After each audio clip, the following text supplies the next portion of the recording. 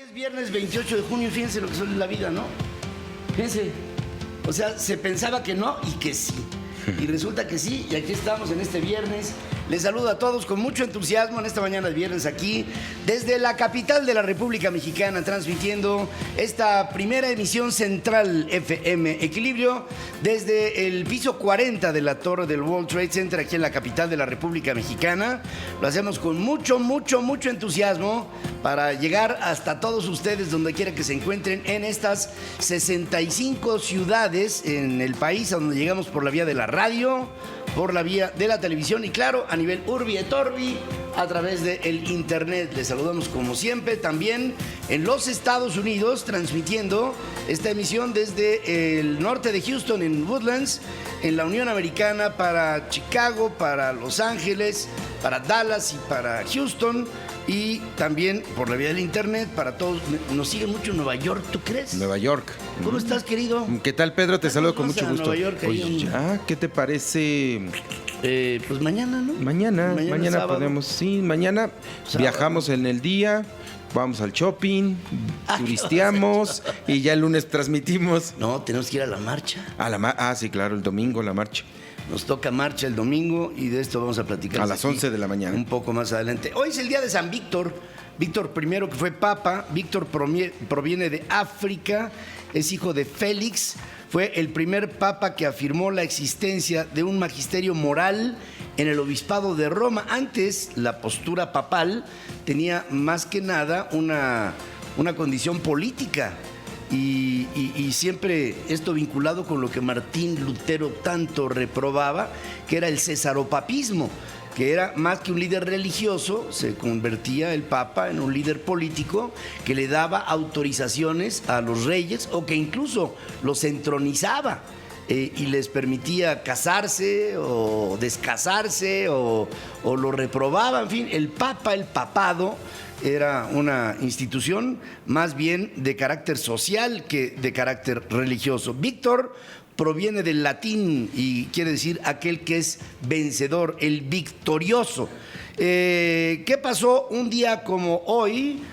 Bueno, en primer lugar quiero decir con mucha pena, realmente pena en el corazón. El día de ayer les reporté por las redes sociales la muerte de nuestro querido Gualberto Castro. Gualberto fue un cantante extraordinario, una voz de México, sin duda, un hombre incansable a lo largo de toda su carrera y toda su vida, en lo individual como Gualberto, en lo colectivo como los hermanos Castro.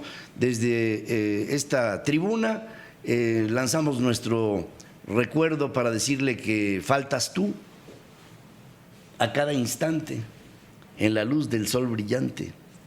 Yo sin ti no volveré a sonreír como antes. Así cantaba Gualberto Castro y fue una voz de verdad extraordinaria, sin igual, que la conservó hasta sus últimos días. Ya hacía un par de meses que Gundi, su esposa querida, mi querida cuñada, pues ya me lo reportaba como muy grave. Lo fuimos a ver, estuvimos con él, lo vimos ya muy alicaído, pero siempre con una sonrisa, siempre con una amable actitud, un hombre bueno, un hombre de México, a quien desde aquí le marco a nombre de todos el recuerdo. Gualberto Castro fue un incansable. Además, mira, Gualberto vivió una vida plena, llena, buena, en fin, yo pienso que se va sin pendientes. Y desde aquí, Wallace, donde quiera que te encuentres, te saludamos y te respetamos aquí, mi querida Gundi, también, a nombre de la familia Ferriz, de mi vieja querida, de Dore, tu hermana, y de tus sobrinos y de tus sobrinos nietos. Te mandamos, Gundi, nuestro más profundo abrazo. A toda la familia Castro. Recuerdo mucho su canción de La Felicidad. La felicidad es una Y fíjate cómo empieza la canción. ahora que estamos hablando de muros en la frontera y todo eso, él cantaba, ¿quién hizo los muros y no construyó los puentes? Sí. Así empezaba Gualberto, en esas competencias de la OTI, ¿te acuerdas? En esos concursos de la OTI que ahí sí era para los que de veras cantaban. Sí, ¿no? claro, y Gualberto siempre destacó dentro de los... Todos cantaban. Sí. Y todos hacían coros extraordinarios. Sí. La voz guía, la voz estandarte era la de Gualberto. Gualberto tenía una inclinación maravillosa para la música. Vivió de ello, vivió con ello y vivió por ello. Y pues, no sé, yo creo que hay gente que nace para hacer lo que hace, ¿no? Sí. Y Gualberto nació para cantar. Sí. Sin duda. Descanse en paz. Descansa. Bueno, no vas a descansar porque te vamos a poner una más, ¿no? Es lo que te decía, creo que ese tipo de personalidades pues no se van. Nunca descansan en paz, siempre andan divirtiéndose en donde estén. Claro que sí, te vamos a recordar muchísimo. Un día como hoy nació para mí uno de los pintores más importantes de todos los tiempos. Me refiero a Peter Paul Rubens, pintor neerlandés, que después muere en 1640. Fue un hombre que abrevó de la pintura de Leonardo, de Miguel Ángel, pero fundamentalmente él decía que él era alumno de la escuela de Tiziano. Y Rubens fue un naturalista, fue un hombre que fue un, digamos, hiperrealista, que pintó, él admiraba la anatomía y a su análisis y a su pintura decía que no había nada más complejo que pintar una mano, por ejemplo, o esta belleza rubensiana, ¿no? En donde la mujer era regordeta, era el símbolo de la belleza femenina. No era una mujer esbelta, era una mujer regordeta. Las mujeres de Rubens son así, son mujeres regordetas, son querubines iguales, son niños, rollizos, ¿no? Esa es la, y luego maneja las sombras como pocos. Rubens nace un día como hoy, 1577. En 1762, en el Imperio Ruso, Catalina la Grande es coronada como zarina de todas las Rusias. Esta mujer le dio cultura a Rusia y le dio trascendencia a Rusia y la convirtió en un centro hacia el oriente de lo que era la cultura europea. O sea, primero Pedro el Grande y después Catalina consolidan lo que era el deseo de Rusia, era incorporarse a la modernidad y al vivac de la cultura europea. Catalina la Grande fue así, la Grande, justamente concebida así, porque siempre pensó a lo grande, pensó en una Rusia de gran poder y lo logró. En 1778, una vez consumada la independencia de los Estados Unidos del Reino Unido, todavía había exabruptos de enfrentamiento.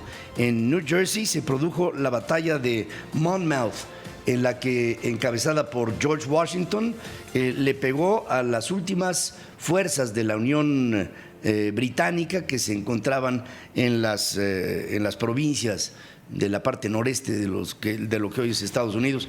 El general Lee, por un lado, y el general Washington establecieron este frente de batalla. Lee se retiró y Washington se fue hasta el fondo.